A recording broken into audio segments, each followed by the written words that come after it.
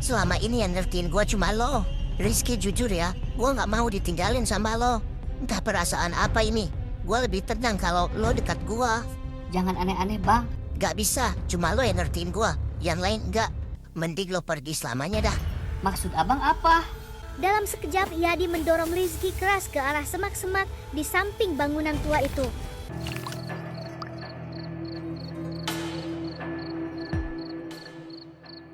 Malam itu, angin berdesir pelan di antara bangunan tua.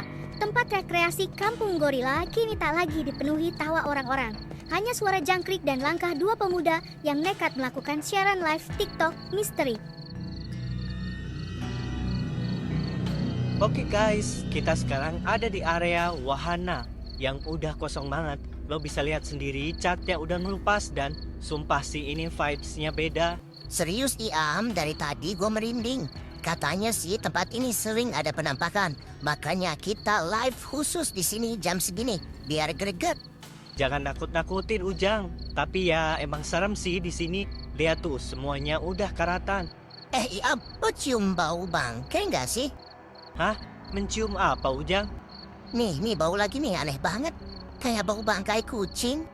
Iya ya, gua juga mencium nih sekarang. Ya Tuhan, ini bau apaan ya? Mereka saling pandang. Live chat di layar ponsel mulai ramai. Penonton meminta mereka mencari sumber bau tersebut. Guys, kita cek ya. Kalau ada apa-apa ya doain aja. Jangan bercanda loh, mungkin baunya dari arah semak-semak itu.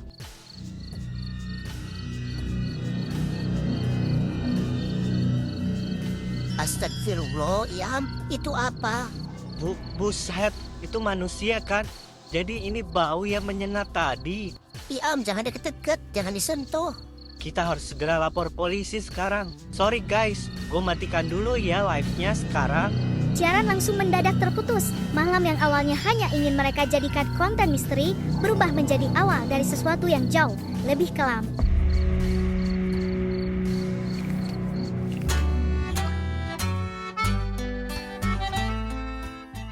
Satu bulan sebelum penemuan tubuh mengerikan itu, jam pulang sekolah, Adiba sedang bersiap pulang ketika Rizky mendekat. Adiba, lo sekarang belajar taekwondo ya? Iya dong, kenapa Rizky tiba-tiba tanya? Gua pengen ikutan juga sih. Lah, kok tiba-tiba? Jangan-jangan ada yang gangguin lo ya? Iya, sesekali ada yang malak gua. Malak? Siapa? Nyebelin banget. Jangan bilang si Yadi anak kelas 12 lagi. Ya siapa lagi? Kadang dia nungguin di jalan pulang. Gua bingung cara lawannya. Bela diri juga nggak bisa. Si Yadi emang sampah masyarakat sih. Nyebelin banget. Kenapa nggak bilang dari dulu? Gua nggak mau bikin masalah Adiba. Dan gua cuma pengen bisa jaga diri aja. Ya udah, kapan-kapan ikut aja latihan bareng gua. Guru gue si Alex, tahu kan masih teman si Asda juga. Oh Alex, kenal gua. Jadi boleh ikutan nih? Lah iya, boleh lah. Biasanya kita setiap Sabtu Minggu di lapangan. Oke, nanti gua ikutan ya. Sip, biar lo nggak gampang digangguin si Yadi lagi. Percakapan sederhana itu tak pernah dianggap penting saat itu. Hanya obrolan ringan, dua teman sekelas. Tapi siapa sangka 1 bulan kemudian akan menjadi berita besar. Mau kemana kalian? Santai dulu dong, jangan buru-buru. Alemong, ada si Yadi Asda, kita cuma mau pulang, Nek. Kita mau balik, minggir deh Yadi. Sabar dong Asda, gua cuma butuh sedikit uang jajan aja. Biasalah, solidaritas sesama anak sekolah. Aduh, Nek, jangan gitu dong. Akikuk gak ada duta, sumpah palapa deh, Nek. Jangan drama lo Udin, buruan kasih gue. Kalian gak mau kan muka kalian bonyok? Aduh Asda, akikuk tekotek nih. Desa mau bonyokin muka Dima akikuk. Menyingkir deh Yadi, jangan bikin masalah di sini. Lo lewat sini, berarti lo sendiri yang bikin masalah. Buruan jangan banyak bacot, kasih gua duit. Yadi, kalau lo butuh duit, lo kerjalah. Banyak anak sekolah yang udah mandiri, bisa cari duit yang bener, bukan malak kayak lo. Lo ceramahin gua Asda. Iya, gua muak lihat lo tiap minggu cegat orang. Lo pikir ini keren? Lo itu pengecut, tahu nggak? Oh, kalian harus gua beri pelajaran ini. Asda, udah deh, Nek, kita kasih duta aja sama dia. Tekotek, dia celakain kita. Jangan Udin, gua nggak takut. Sedikit aja lo lukain gue. gue akan bawa orang buat balas lo. Wow, main lapor nih ceritanya. Oke, hari ini kalian gue lepasin. Besok-besok kalian gak bakal selamat. Alemong, besok-besok akikuk metong si Nek sama si Yadi. Jangan berisik Udin, kita pergi aja dari sini.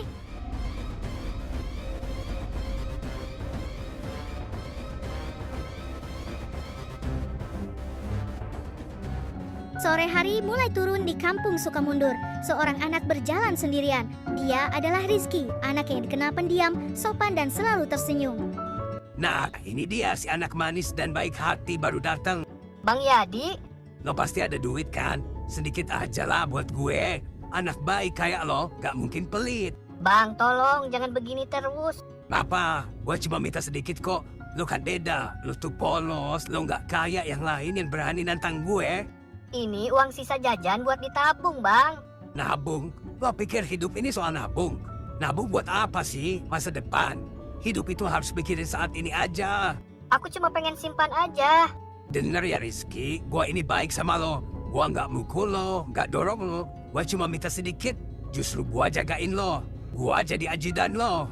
Ada yang ganggu, pasti gue beresin. Asal tiap minggu lo ada duit buat gue. Deal kan? Aku nggak bisa, Bang. Lo bisa, cuma lo yang baik sama gue. Yang lain sok berani, sok jago, sok suci. Tapi lo turut, dan gue suka itu sama lo. Bang, serius ini buat tabungan sekolah. Udah, nabungnya bisa besok-besok.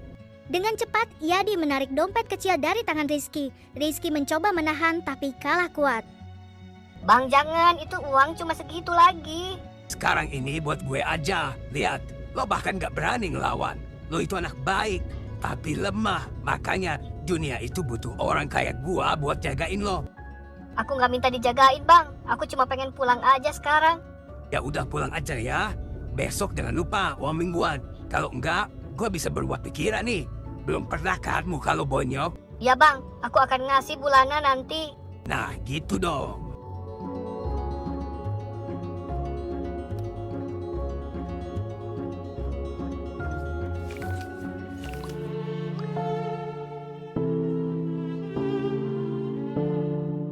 Rizky, kamu kenapa? Dari tadi diam aja. Nggak apa-apa, Mah. Jangan bohong sama mama. Si Adi pasti balak lagi kan? Cuma sedikit kok, Mah. Sedikit, kamu selalu bilang sedikit. Tapi uang jajan kamu habis terus sebelum seminggu. Tapi Rizky nggak mau ribut sama si Yadi, Mah. Rizky, kamu jangan diam saja. Atau ibu akan laporkan dia ke sekolah. Jangan, Mah. Nanti Rizky yang kena hukuman lagi sama dia. Tapi dia sudah kelewatan. Kamu selalu dimintain uang. Iya, karena Rizky nggak mau berkepanjangan. Jadi Rizky kasih aja. Tapi sampai kapan kamu begitu? Hidup kamu gak tenang, nak. Rizky cuma pengen semuanya selesai tanpa ada keributan. Nak, kalau kamu terus diam, dia akan makin berani loh. Tapi Rizky takut. Orang seperti itu harus dihentikan. Ibu gak takut, ibu akan laporkan dia besok. Ma, tolong jangan. Sudah cukup, ibu gak akan biarkan anak ibu hidup dalam ketakutan. Si Adi harus dihukum.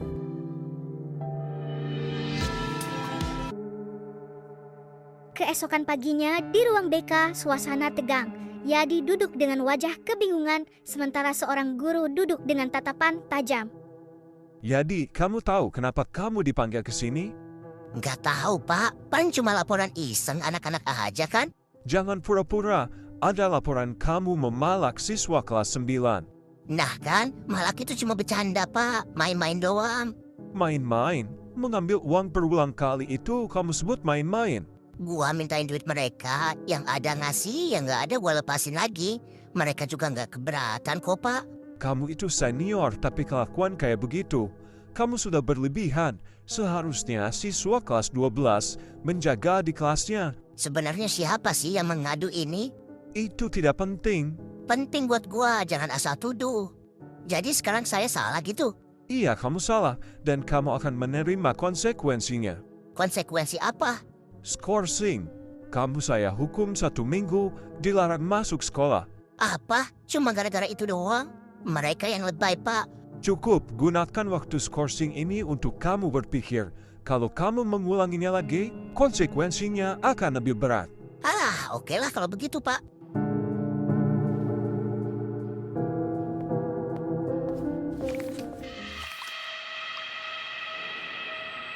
Loh, Lo berani laporin gua ya Rizky? Bukan aku, Bang. Jangan bohong, gara-gara lo gua diskors 1 minggu. Lo tahu artinya apa buat gua? Aku nggak bilang apa-apa. Padahal gua janji bakal jagain lo. Gua bilang kan gua jadi ajudan lo. Lo gak ngertiin gua ya sama sekali. Aku cuma... Apa salahnya sih lo ngasih gua sedikit duit lo ke gue? Lo kan anak baik, lo selalu punya. Itu buat tabungan sekolah, Bang. Tabungan. Lo pikir hidup gua gampang? Gua minta sedikit aja lo pelit. Sekarang gua yang kena. Aku nggak pernah mau Abang Yadi dihukum. Jangan munafik deh. Berani lo mukul dia, gua laporin lo satu kampung. Adiba, Lo lagi, Adiba Adibrut. Bocah yang dikuncir gak jelas. Iya, gua lagi. Lo berani sentuh dia, awas ya. Ini urusan gua sama dia. Urusan lo apa, kambing? Lo cuma malak, lo ngancem. Sekarang lo mau mukul dia. Adiba lo jangan ikut campur ya. Gua bakal laporin ya. Kali ini supaya lo dikeluarin dari sekolah. Lo pikir gua takut? Harusnya lo takut sama diri lo sendiri. Lo udah kelewatan. Dasar manusia sampah. Adiba udah. Enggak, ini harus selesai sekarang. Lo semua ngerasa paling bener. Gua cuma minta duit. Dunia ini keras. Ngerti gak sih? Dunia keras bukan berarti lo boleh jadi penindas. Ayo Rizky, tinggalin dia. Jangan lagi dekat sama dia.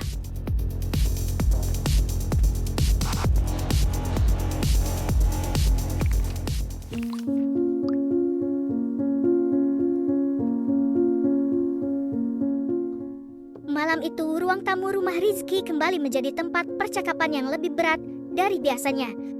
Tante, tadi si Yadi hampir mukul Rizky lagi. Dia marah besar. Astagfirullah, jadi benar. Dia semakin menjadi-jadi. Ini karena dia dilaporkan, Ma. Jadi dia merasa dihianati. Dihianati apaan sih? Dia yang salah? Rizky, sebenarnya kenapa kamu gak mau ngelawan aja? Kamu bisa teriak, kamu bisa minta bantuan. Karena aku sempat berteman sama Bang Yadi, Ma. Sempat berteman. Iya, dulu dia nggak sejahat sekarang. Dia sering cerita kalau nggak ada yang peduli sama dia. Aku cuma pengen dia berubah. Nak, kamu ingin mengubah dia gitu? Aku pikir kalau aku baik, dia juga bakal berubah. Aku pengen dia berhenti malak orang lain. Tapi ternyata susah, Ma. Ya jelas susah lah, dia itu udah sakit jiwa. Adiba, jangan begitu. Maaf Tante, tapi ini udah bahaya. Si Yadi malah semakin gak bisa lepas dari Rizky. Dia bilang cuma aku yang baik sama dia. Itu bukan alasan untuk terus menyakitimu. Ini obsesi Tante. Dia gak mau kehilangan sumber uangnya. Aku nggak mau dia tambah hancur. Lo bukan psikolog Rizky, lo itu cuma anak SMP. Tugas lo itu sekolah, bukan nyelamatin orang yang kayak begitu. Begini terus bahaya buat kamu, nak. Maksud Mama? Kamu harus pindah ke Bandung. Apa? Pindah? Bibi kamu di Bandung sudah lama loh minta kamu sekolah di sana. Awalnya ibu pikir tidak perlu, tapi sekarang ini soal keselamatan kamu. Rizky ikut keinginan Mama aja. Mama tidak mau setiap hari hidup dalam ketakutan seperti ini. Iya, mungkin itu jalan terbaik buat Rizky.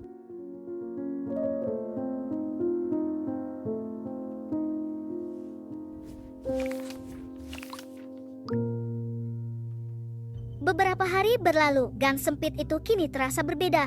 Tak ada lagi langkah pelan Rizky yang menunduk. Tak ada lagi suara lembutnya menjawab panggilan. Nomor telepon Yadi diblokir, dan untuk pertama kalinya, Yadi benar-benar merasa ditinggalkan. Gua diblokir sama si Rizky. Jadi gini ya rasanya ditinggalkan. Perasaan apa ini sebenarnya? Gua kayak gak terima dia menjauh. Kayak ada yang hilang.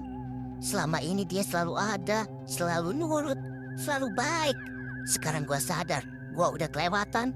Gua dorong dia, gua ancam dia, gua bikin dia takut. Sekarang gua harus ketemu Rizky. Gua harus minta maaf. Sore itu Yadi tahu sekarang Rizky lewat jalan lain.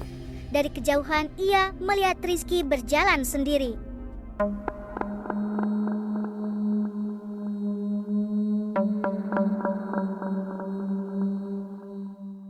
Rizky, akhirnya gua ketemu lo. Hah? Bang Yadi? Tenang, gua gak mau apa-apa. Gua cuma mau ngomong. Gua minta maaf. Gua sadar gua udah kelewatan. Gua udah malak lo, gua ancem lo. Gua bikin lo takut. Itu salah. Bang, Gua gak bakal malak lagi, gua janji. aku seneng Abang Yadi berubah. Jadi lo gak marah lagi ke gua kan? Aku nggak pernah marah ke Bang Yadi, tapi aku juga mau minta maaf. Minta maaf? Buat apa? Karena atas ulah Bang Yadi juga, aku akan pindah ke Bandung. Apa? Pindah ke Bandung? Aku akan sekolah di sana. Mama udah urus semuanya. Jadi sebentar lagi lo bakal ninggalin gua gitu? Iya Bang, ini demi kebaikan semua orang. Lo jangan pindah. Gua udah berubah ini. Aku tahu dan aku percaya Bang Yadi bisa jauh lebih baik. Tapi tetap aku harus pindah. Oke, tapi satu hal aja ya. Kita ketemu terakhir kali. Ketemu. Iya, di tempat wisata yang udah terbengkalai itu. Kampung Gorila. Biar gua bisa benar-benar minta maaf. Biar semuanya selesai baik-baik. Oke, ini terakhir kalinya ya Bang. Iya, terakhir.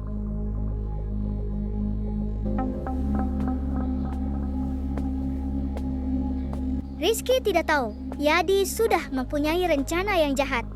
Janji bertemu terakhir nanti malam memang akan menjadi malam pertemuan terakhir bagi dirinya. Sesaat lagi, hidup Rizky akan berakhir di dunia ini. Malam itu tiba, tempat wisata yang dulu ramai kini hanya menyisakan bangunan kosong dan besi berkarat. Di tengah area wahana yang sunyi, Yadi berdiri sendirian. Nafasnya tak beraturan. Di tangannya, sebuah pisau kecil berkilat terkena cahaya bulan. Si Rizky nggak boleh pergi. Kalau dia pergi, berarti dia akan pergi selamanya. Gua udah minta maaf, gua udah berubah. Kenapa dia tetap ninggalin gua? Dia nggak boleh pergi, nggak boleh. Nggak ada yang boleh memiliki dia, kecuali gua.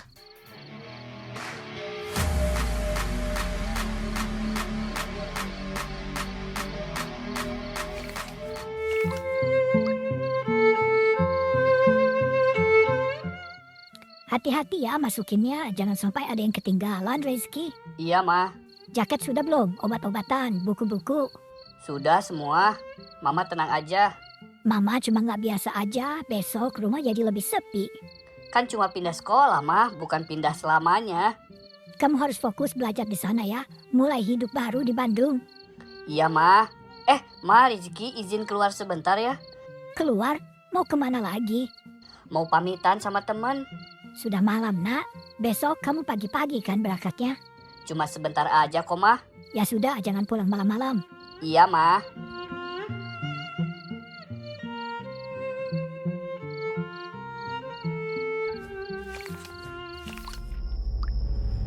Malam semakin pekat, di tengah bangunan kosong, dua bayangan berdiri saling berhadapan. Hanya detak jantung yang terdengar lebih keras dari biasanya. Rizky, gua minta maaf lagi. Gua beneran menyesal. Jangan pergi. Gua nggak bakal ngulangin lagi. Bang, semua sudah nggak bisa diubah lagi. Mamaku sudah urus semuanya. Besok aku pindah sekolah ke Bandung. Tapi lo bisa batalin kan? Nggak bisa Bang, ini keputusan keluarga. Abang di sini baik-baik ya. Jangan nakal lagi sama orang-orang. Selama ini yang ngertiin gua cuma lo. Rizky, jujur ya, gua nggak mau ditinggalin sama lo. Entah perasaan apa ini. Gua lebih tenang kalau lo dekat gua. Jangan aneh-aneh Bang. Masih banyak orang yang perhatian sama Abang. Abang cuma harus berubah. Gak bisa, cuma lo yang ngertiin gua. Yang lain enggak. Sudah Bang, aku harus pulang sekarang. Abang udah janji akan berubah kan? Jadi udah gitu aja gitu. Ketika gua udah mau baik, lo malah pergi. Bang, kan udah dijelasin tadi semuanya. Mending lo pergi selamanya dah. Maksud Abang apa? Dalam sekejap, Yadi mendorong Rizky keras ke arah semak-semak di samping bangunan tua itu. Tubuh Rizky terjatuh, suara ranting patah terdengar jelas. Dan malam itu menjadi rahasia yang tak pernah benar-benar terkubur.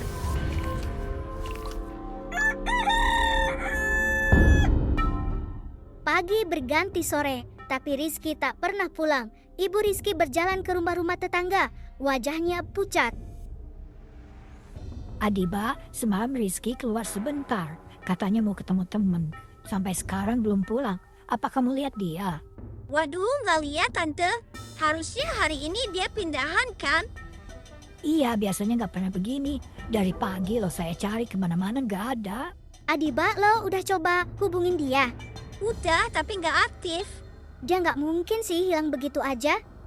Terakhir kali ketemu 2 hari lalu. Itu juga dia bilang mau pamitan.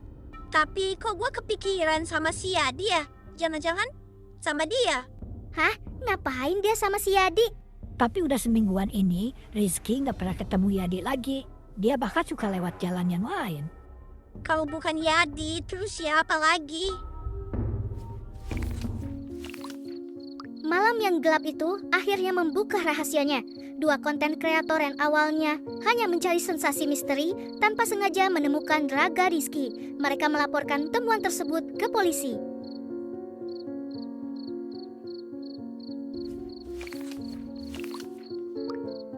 Malam itu juga polisi datang dengan cepat. Garis kuning dipasang, lampu sorot menerangi semak-semak. Dari hasil penyelidikan, percakapan terakhir, saksi-saksi, hingga riwayat konflik, satu nama perlahan muncul ke permukaan. Yadi, siswa kelas 12. Polisi mendatangi rumahnya dini hari, ia ditangkap tanpa perlawanan. Wajahnya kosong, tatapannya lelah. Di kantor polisi, akhirnya ia mengaku, ia telah menghilangkan nyawa Rizky. Bukan karena benci, bukan karena dendam semata, tapi karena rasa sayang yang salah arah, rasa yang tak ingin ditinggalkan. Rizky adalah anak yang baik, ia ingin mengubah orang lain menjadi lebih baik, tapi kebaikannya disalahartikan. Sebuah niat baik yang ingin menyelamatkan justru menjadi alasan kehilangan. Dan kisah ini menjadi pengingat bahwa rasa sayang tanpa batas dan tanpa kendali bisa berubah menjadi bahaya.